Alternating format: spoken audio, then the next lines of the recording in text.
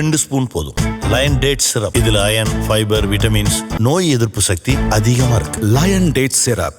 பீகாரில் மொத்தமுள்ள 243 தொகுதிகளில் கடந்த 6-11ஆம் தேதி 2 கட்டங்களாக தேர்தல் நடந்தது. அதில் பதிவான ஓட்டுகள் இன்று எண்ணப்பட்டு வருகின்றன.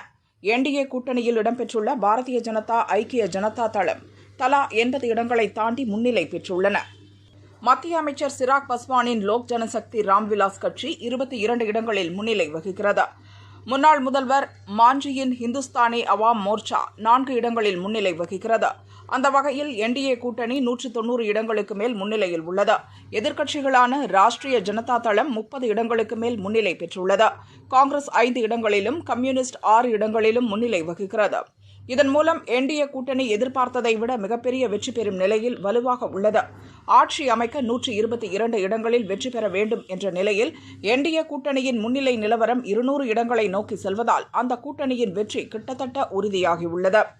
பீகார் தேர்தலில் என்டிஏ கூட்டணி முன்னிலை வகிப்பது குறித்து மத்திய அமைச்சரும் பாரதிய ஜனதா மூத்த தலைவருமான கிரிராஜ் சிங் கூறியதாவது: பீகாரில் என்டிஏ கூட்டணி மாபெரும் வெற்றியை பதிவு செய்துள்ளது. மக்கள் எங்கள் மீது நம்பிக்கை வைத்து ஓட்டளித்துள்ளனர். இது நிதிஷ் மோடி தலைமையிலான நல்லாட்சிக்கு கிடைத்த வெற்றி. மக்கள் எங்கள் ஆட்சியை அங்கீகரித்துள்ளனர். காட்டாட்சியை மக்கள் விரும்பவில்லை என்பதையே மக்கள் தீர்ப்பு பிரதிபலிக்கிறது. ரவுடிகள் ராஜ்யம் வருவதை விரும்பாத மக்கள் என்டிஏ கூட்டணிக்கு மீண்டும் வாய்ப்பளித்துள்ளனர். பீகாரின் வளர்ச்சியில் என்டிஏ அரசு அக்கறை கொண்டுள்ளது. அதனால்தான் இங்கு பல என்ஜினியரிங், மெடிக்கல் காலேஜுகள் அமைக்கப்பட்டன. பீகாரின் வளர்ச்சியை மக்கள் விரும்புகின்றனர். அதனால்தான் எங்களை ஆதரித்துள்ளனர். இம்முறை பீகாரில் நாங்கள் வெற்றி பெற்றுள்ளோம். அடுத்தது எங்கள் டார்கெட் மேற்கு வங்கம்தான். அங்கு திரிணாமுல் காங்கிரஸைச் சேர்ந்த மம்தா பானர்ஜி சர்வாதிகார ஆட்சி செய்கிறார். மக்கள் அதை விரும்பவில்லை.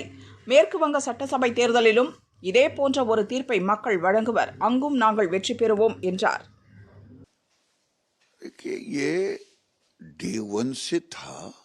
कि बिहार में अराजकता की सरकार नहीं बनेगी, भ्रष्टाचारियों की सरकार नहीं बनेगी, लूट खसोट की सरकार नहीं बनेगी।